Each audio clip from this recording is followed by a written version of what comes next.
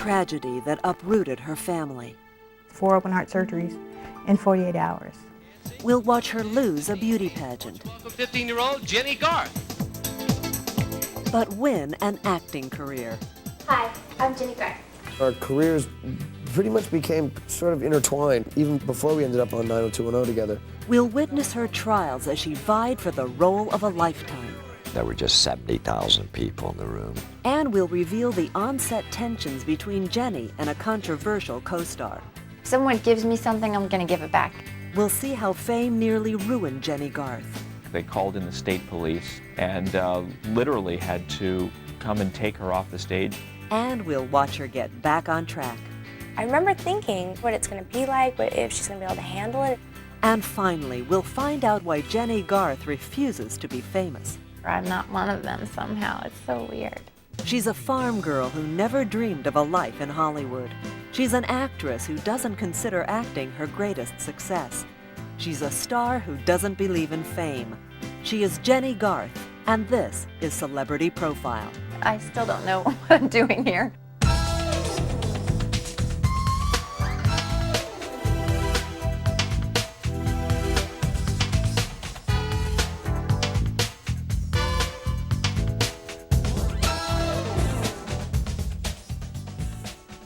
Jennie Garth was born far from the glamour and elegance of Rodeo Drive. Well, we lived on a horse ranch in Illinois. I remember just living in this really great big house that my dad actually built. For the Garths, a large house was a necessity. My mother was married before, and she had 3 girls. Then my father was married before, and he had 2 boys and 1 girl. They got married. My father adopted my mother's 3 girls. So now they have a big family, and then they had me. Jennifer Eve Garth was welcomed into the family on April 3, 1972. Jennie's mother, Carolyn. Johnny was the cement between his kids, who were older than mine. It was like they fought over whose sister she was the most. Jennie's older sisters, Wendy, Cammie, and Lisa, doted on baby Jennie. Wendy and I were the outdoorsy ones with the horses, and Cam and Jen were more inside cooking food and or doing their hair, and they were learning from Mom and we were learning from Dad. So. You know, we lived in a really, really rural area, very rural area. So we just had each other for company. We didn't, you didn't have the neighbor kids to go running around and do things with. We didn't go to town much. We just had a giant table that we still have that my dad built. And we all sat down and ate dinner every night together. So it was just like our own little community out there with our animals and each other. We were just like a real family in the family sense, you know. Jennie took advantage of her position as the baby of the family. She could turn on those tears like that. We didn't even have to do anything, and she'd be like, Mom! I cried a lot to get what I wanted. So they would call me Puddles a lot, my sister Lisa and Wendy specifically. She was always in tears about something. Jennie's flair for the dramatic wasn't her only talent. I would be in the kitchen, and probably one of the other girls would be with me. I used to dance in front of the plate glass door. We'd all be setting the table, and Jennie would just sing and dance. Because I could see my reflection. I liked looking at myself. She started entertaining for real in front of that plate glass. Now I just run into plate glass doors. In 1977, local businessmen Jean Dalmire and Marvin Vineyard felt others might appreciate Jennie's looks as well. They wanted to put the 5-year-old on their company sales brochure. However, Jennie's first job got off to a rocky start. We get there, and she is so upset, so nervous that she got sick. So we had to actually clean her off and freshen her all up before we could stick her in front of the corn. Modeling aside, Jennie's childhood was utterly normal. She spent her free time with her best buddy, her dad. We used to take walks in the woods and sit in the woods on a log and chat about different things. He would come home from work when she was a little baby and fall asleep on his tummy. That's how it got started, I guess. Wherever he was, she usually was not too far behind. As the daughter of a horse rancher, Jennie had several responsibilities. Oh, what were my chores?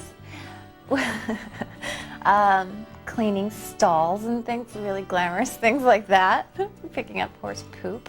But I remember I used to either cry my way out of it or bake my sister a pie so that she would do it for me. She will claim that that's because she could never do it good enough for us. I never did it good enough for her. She was very particular about how the poop had to come out of the stall. Ultimately, Jennie came to understand the importance of a strong work ethic. When she was younger, she would always, oh, I'm not big enough, you know, and use that excuse for a long time, but I think she watched all the rest of us pull together and knew that it was, you know, either you did it or it didn't get done. When Celebrity Profile returns. It was way too scary for her, I'm sure. 10. I mean, that's when daddies are heroes on white horses. And later. Here we go. Just keep going. Keep going. We're just going to fade. Still rolling.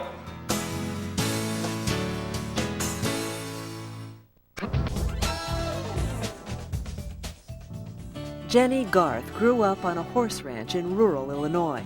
Due to the farm's remote location, Jennie had few outside influences. Her closest friends were her siblings. As a result, Jennie's family became the center of her universe. That's what gives you strong morals and family values, I think. But in September 1982, Jennie's world was shaken when her father, John, received unsettling news about his health. I just failed the test. You know, they put you on a treadmill and I failed the test and evidently was on the verge of having a heart attack and then went home and had one. Jennie's father was rushed into surgery where doctors performed an emergency triple bypass. For Jennie, the situation was horrifying. Jennie's mother, Carolyn. It scared her to death. Because they are very close. I mean, they just have always been very close. At the time, Jennie was just 10 years old. 10. I mean, that's when daddies are heroes on white horses. Following the operation, Jennie was not allowed to visit her wounded hero. I was afraid for her to go see him because after the open heart surgery, they're so disfigured from all the fluids that they put in them, and it scared me. Eventually, Jennie's father recovered, but the prognosis for his long-term health was questionable. They said that the cold weather would not be the best for me. He needed a drier climate, warmer. We knew we had to make some major changes, and as a family, we did it, you know, together. In 1984, Jennie's family decided to move to Arizona. We packed up and sold the ranch where I'd lived my entire childhood, sold all of the horses, sold everything we owned basically, and packed everything into this kind of gypsy caravan and traveled across the country to Arizona. Jennie was 12 when the family left Illinois, but one member of their close-knit group, Jennie's sister Cammie, did not join them. Cammie, who had married, and she wanted to stay there with her husband. I couldn't believe her husband would not let her move with us. I can remember her running behind the moving van, just crying. She was, bye, bye, bye, and she just wouldn't stop the byes. It was such an awful, awful time that we just left her. I think about that a lot, actually, that it's just weird that we're not all together. In Arizona, Jennie enrolled in junior high school, where she discovered the importance of being popular. I never even heard that word until I moved to Arizona. Before then, I didn't care what I looked like. I didn't have any friends, really. I played with dirt and stuff. And when we moved to Arizona, my world totally changed. I had to have hairspray in my hair before I would even walk out of my bedroom. Full-on makeup, fake nails, 3-inch pumps. It was a bad 80s era, and I was into it. It was probably 2 weeks, and she was first chair, clarinet, student council, cheerleading. I mean, it's like, welcome to the new school here. In 1985, Jennie's All-American Girl looks helped the 13-year-old land a contract with a local modeling agency. She was doing Smitty's, which is a big grocery store / clothing department type thing. And she was doing some Smitty's back-to-school magazines and stuff. Jennie also studied dance. There was a dance studio down the street, and I just went in there one day, and I started dancing. And I thought I would just go ahead and be a dancer and maybe go to college. I'm not a planner, though. I just sort of take it as it comes and make it whatever I can with what I've got. When she was 14, that go-with-the-flow philosophy led Jennie to an opportunity which ultimately altered the course of her life. My dance instructor, she had heard of this this pageant, this Cinderella scholarship pageant, and said it would be a great way for you to showcase your dancing. So me, not planning anything, just said, okay, let's go do it. She did it for fun. Actually, she and I were leaving, had gathered her stuff all up after the pageant, at the end of the pageant, and we're leaving when they called out her name. Contestant number 76, Jennie Garth.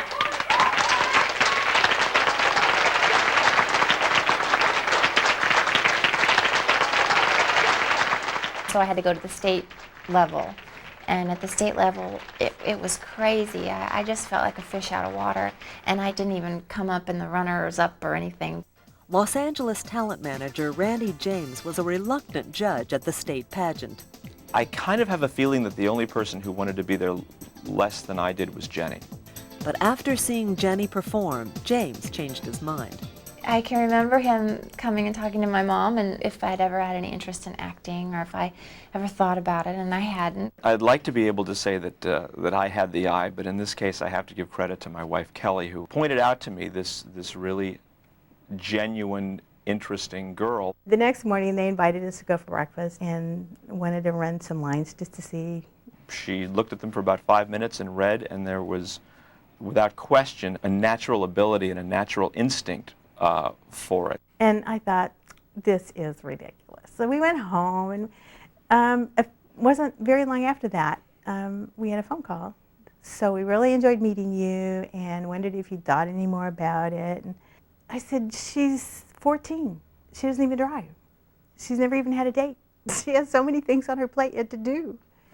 No, we haven't thought about it. And he said, well, when you could work it in, would you? He urged me to get a little, get my feet wet a bit. So I did that. Her mother found an acting teacher in Phoenix, and for the next few months, this teacher and I would correspond. She would send out tapes to me that they would do in class. You're like all the rest, aren't you? Poking and prying into a person's mind and soul, wanting just one thing. That's all any man wants. And once he gets it, he tosses you away as if you're nothing. I don't know. What? Here we go. Just keep going. Keep going. I thought I was, becoming this really great actress. He said, stick with it, stay in class. As time went on, the quality of the tapes were getting better and better and better. Your crew cut grew out. When I was 16. Really? So you saved a fortune in butch wax, right? That was a joke, Chuck. I don't have a sense of humor. Oh, well, that's okay. It's your best feature. It was clear that she was taking to this quite easily. When Celebrity Profile returns, Jennie Garth's acting ambitions put her center stage at the circus. I was bleeding all the time and scraping my face on the net, and I can't believe that they let me do that. In 1986, 14-year-old Jennie Garth was not in the habit of making plans. Instead, Jennie was inclined to seize opportunities that crossed her path. The chance to be an actress was one such opportunity. I still don't know what I'm doing here. It's never something that I wanted to do. Being an actress was never something that ever crossed my mind. I just sort of ended up here in this chair. At the recommendation of talent manager Randy James, Jennie studied acting. She also continued working as a catalog model. I modeled band clothing. I was playing the clarinet, oh no, this would be the flute, this would be the clarinet. Modeling a beautiful satin garb was really a good shoot for me. I was a big, hot model. Ultimately, Jennie chose to focus only on performing. When she decided that she wanted to do it, really wanted to do it, we sat down and had a talk, and then we took Dad to California to meet Randy James. That was the litmus test. Her mother called up and said, we've had a family meeting and we're coming. My mom and I packed up our lives, left behind some more family, and moved to California. We went the summer of her 15th year. Once they arrived in Los Angeles, Jennie began to have second thoughts about Randy James. I remember going to Randy's office, which was in this condo. I thought, what am I doing? That, you know, they had me go upstairs with this strange man and rehearse these scenes. It's like, this could be a true Hollywood story. It could be one of those, but it doesn't end up that way. The strange man was Randy James' business partner, Ken Jacobson, who appreciated Jennie's acting ability. Jennie began auditioning for work that day. She had been going out and getting callbacks and more callbacks. And Randy was very excited. But the excitement soon ended. 4 months after Jennie moved to California, her father suffered another heart attack. I got a phone call from the doctor in Phoenix. And so we rushed home, and he went through a very, very difficult, it was 4 surgeries, 4 open heart surgeries in 48 hours. The incident affected Jennie so deeply that even today she will not discuss it. I know it hurt her a great deal, and she was very concerned about it. When he came home from the hospital, he was physically a devastated man.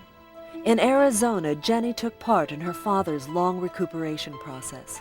It took all of us taking turns, feeding him and helping him get showered and clothed. And obviously I did that part, but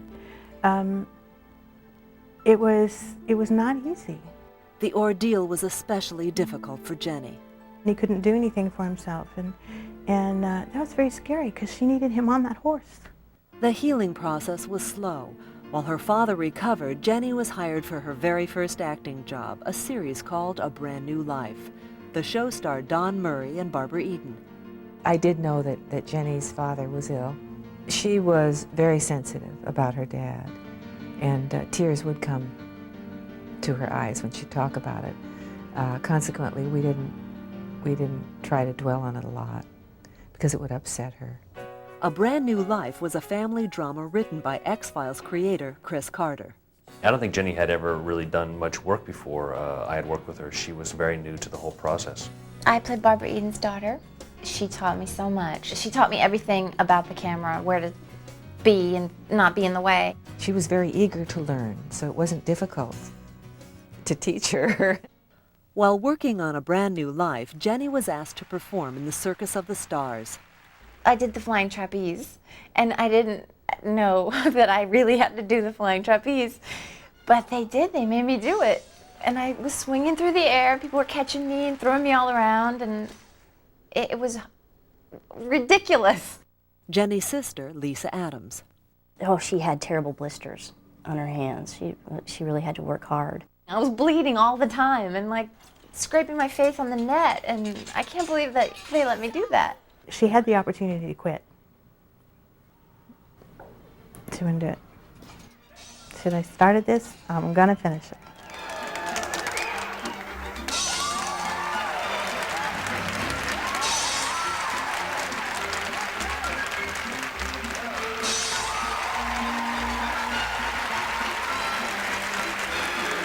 In 1990, her series was canceled. 18-year-old Jennie went on to be featured in a movie of the week, Teen Angel Returns. I was like the typical blonde, girl, short skirts and fluffy hair. The TV movie paired Jennie with her future 90210 co-star, Jason Priestley. I played Buzz Gunderson. I was the teen angel. His character was too cool to like someone as snobby as the character that I was playing. But who knew we would be working together again? When Celebrity Profile returns, the farm girl gets a new attitude. She was a little bitchy. And later, a feud ignites on the set of 90210. People will get catty, and jealous.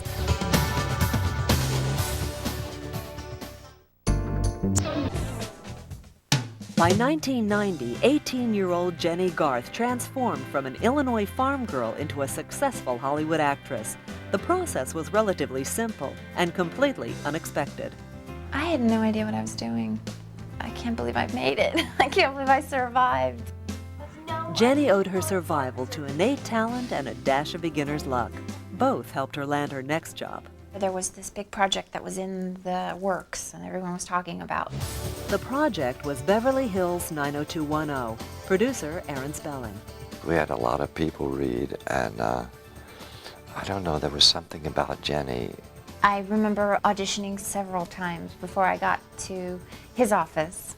I was told, don't be nervous, there's a lot of people in there, and there were just like 80,000. It was like a stadium of producers and casting people. There were just 70,000 people in the room. There weren't 80,000. Jennie exaggerates. And there he was, and he just kind of opened his arms and gave me a big hug. I'd be stupid not to give a beautiful young lady like that a hug. I mean, I worked so hard to be able to do that, for goodness sake.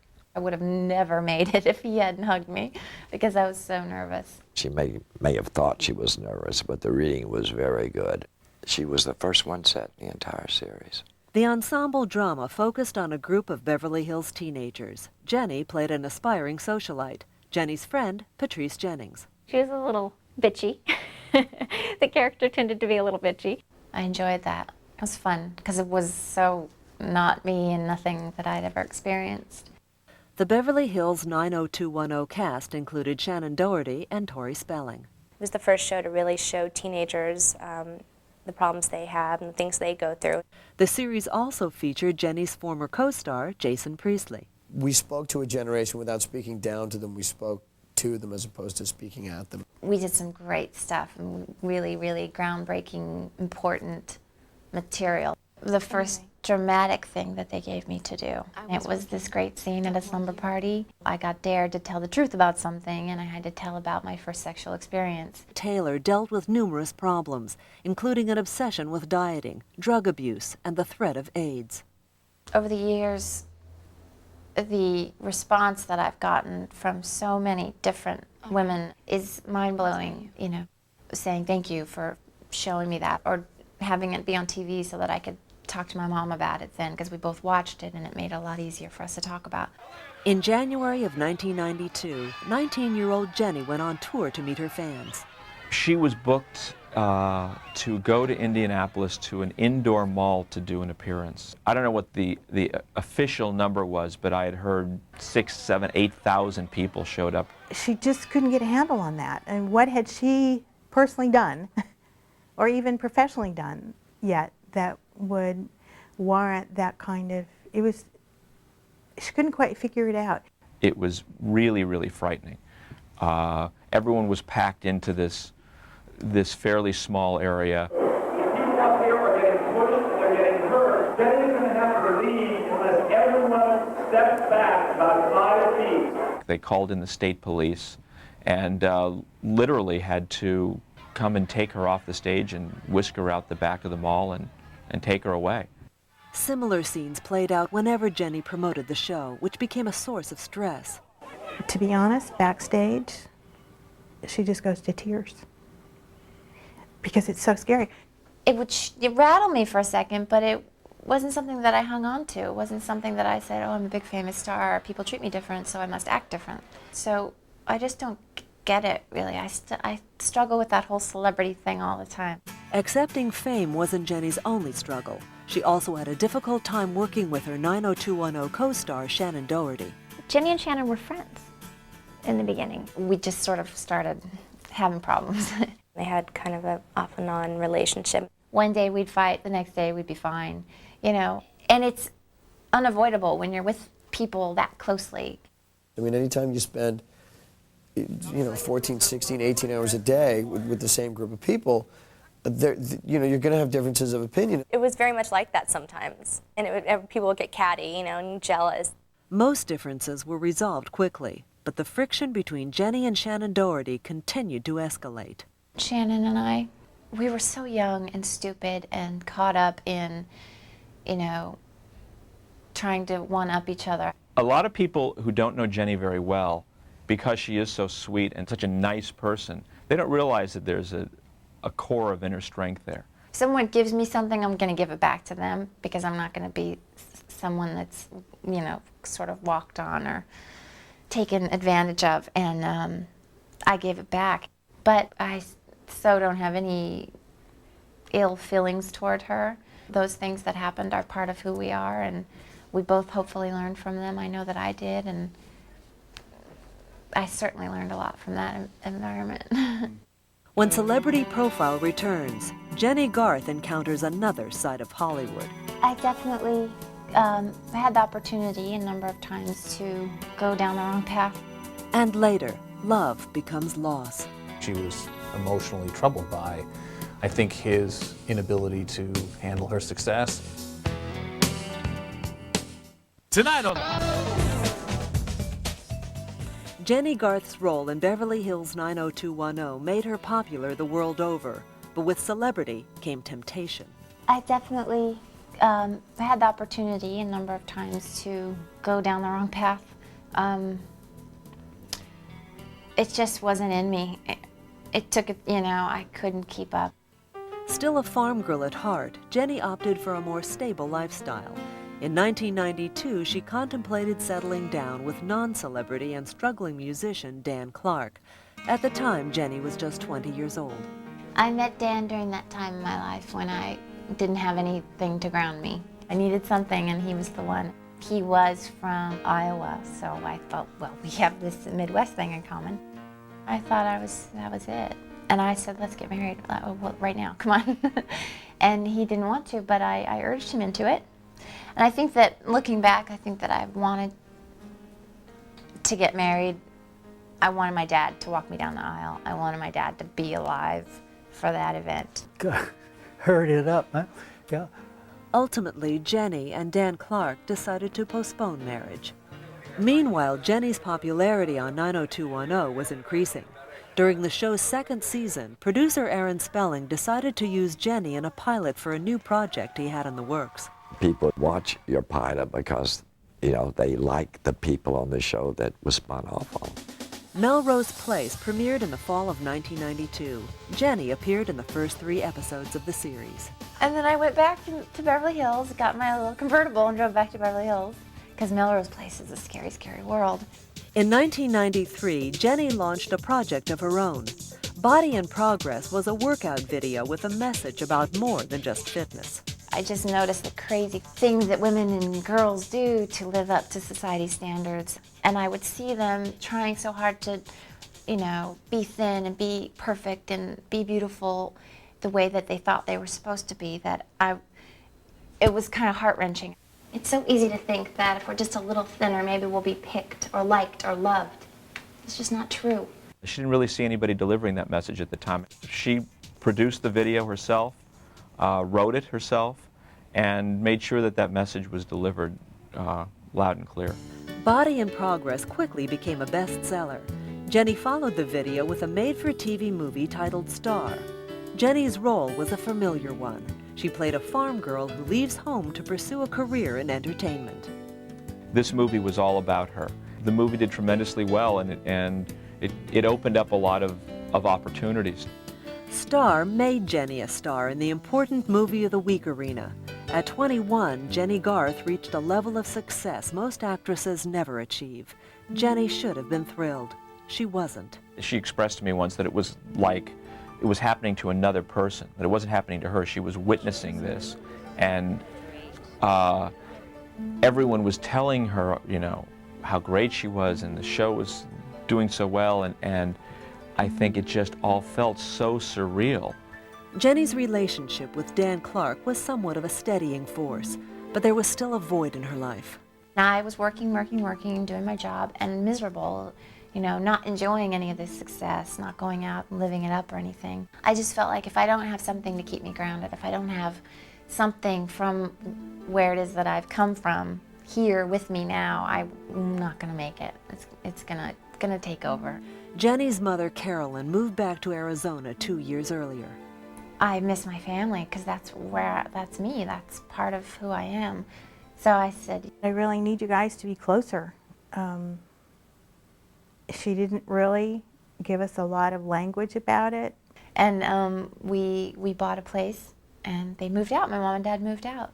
She wanted us to be closer and so she could see us more often and have us for reinforcement. And thank God I reached out to them at that point and they responded and they heard me and they came running. That was a really important thing that happened, actually. Reunited with her family, Jennie blossomed. She began enjoying work again. In 1993, Jennie completed her third season on 90210. That same year, Jennie starred in and also produced the TV movie Without Consent. Executive producer Stan Brooks. She was intrigued with the problem that existed in the private psychiatric hospitals in America for pay that were advertising on television and had taken a lot of kids under their control and not let them go. They were drugging these kids and, abusing them, and they weren't helping kids at all. Laura? Hello, Laura. How are we doing? I'm strapped to my bed. How do you think I'm doing? Jennie's participation in Without Consent helped expose the abuse problem to state and local officials. They sort of were made aware of what was actually happening once the doors were closed. After the movie aired, new laws governing private psychiatric centers were established. Ultimately, Without Consent became a teaching tool.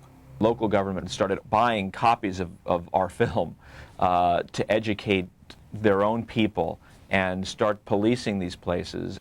Jennie's transition from actor to activist was effortless, but her next pursuit, marriage, proved to be more difficult.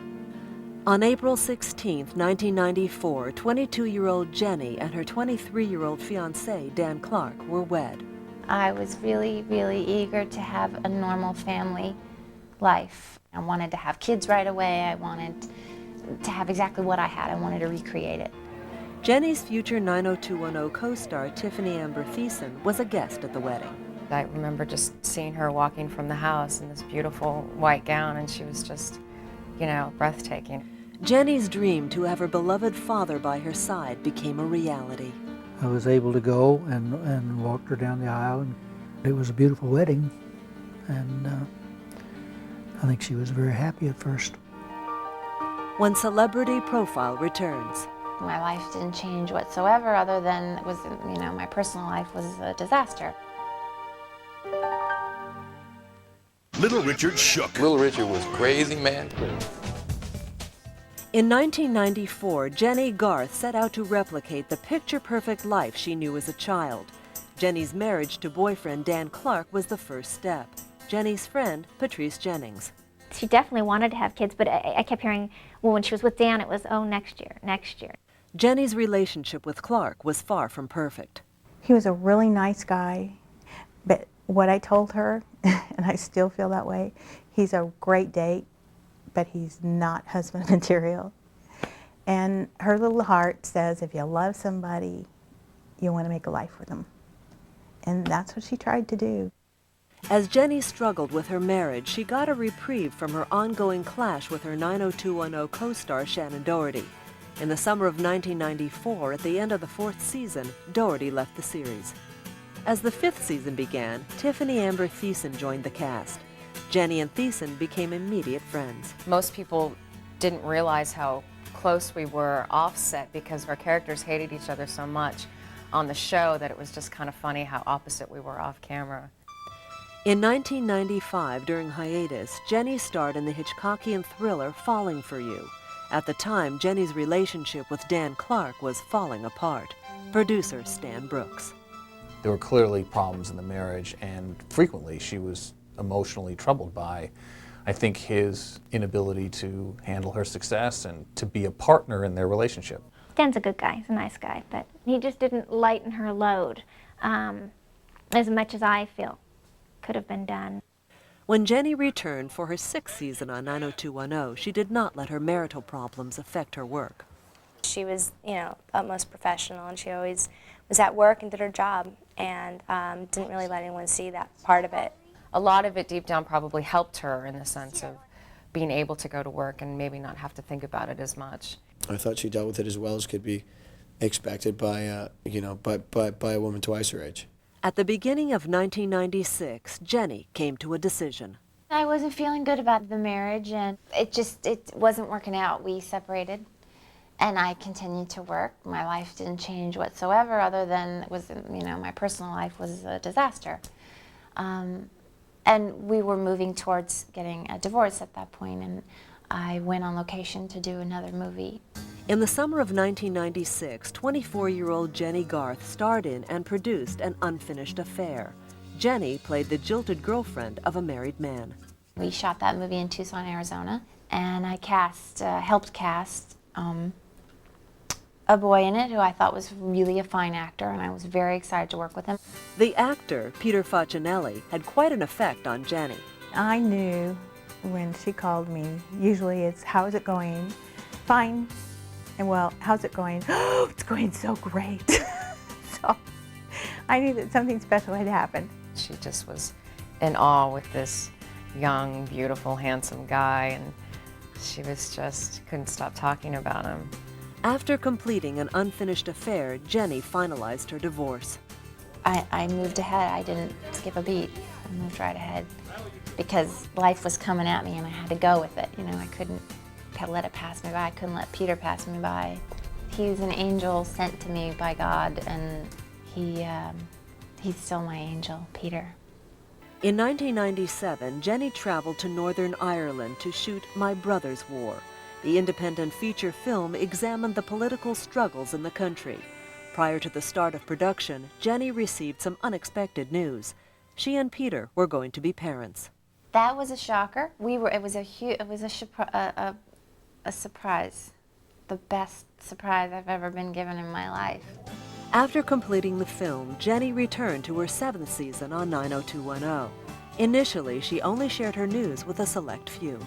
I remember thinking, I wonder what it's going to be like, if she's going to be able to handle it, if it's going to be too much with work. As Jennie began to show, it became necessary to hide her condition. Jason Priestley directed Jennie in an episode during the latter part of her pregnancy. I always had her like carrying a bag, like a shopping bag. I would just hide behind poles and behind counters and things. We had to have her on the couch, you know, bundled up, or with like a purse, just walking, or a big coat. It's so funny how they do it, but no one ever knew. You do that for someone who's loyal to you and who's been on the show, and she wanted to continue on the show. I was very proud of her. On June 22, 1997, after wrapping season 7 of 90210, Jennie's daughter, Luca Bella Facinelli, was born. The birth of my child was perfectly planned by God to be on my hiatus. If she was going to get pregnant, her timing couldn't have been better. I had the baby, I came back to work the next, right on schedule. It was bizarre. The demands of motherhood did not slow Jennie. She continued on the series and in movies. In 1999, the 27-year-old actress even took on the daunting task of directing an episode of 90210. I was worried that my fellow castmates would be like, "Are you kidding me? She's directing?" But they were so great and so supportive. That same year, Jennie returned to modeling when she appeared in a special issue of Marie Claire magazine. Marie Claire did a Fashion a Cause campaign where Liz Claiborne designed outfits for several women who give their time to organizations. I represented RAIN, which is the Rape Crisis Hotline. The clothing was auctioned off and then the money was donated to helping the organization. Jennie also appeared in a public service announcement for RAIN. A woman is raped every 2 minutes somewhere in America. If you have been a victim of rape, or for more information on how you can help, call RAIN at 1-800-656-HOPE. When Celebrity Profile returns. I don't think about being famous or being a celebrity. I don't have any idea what that is.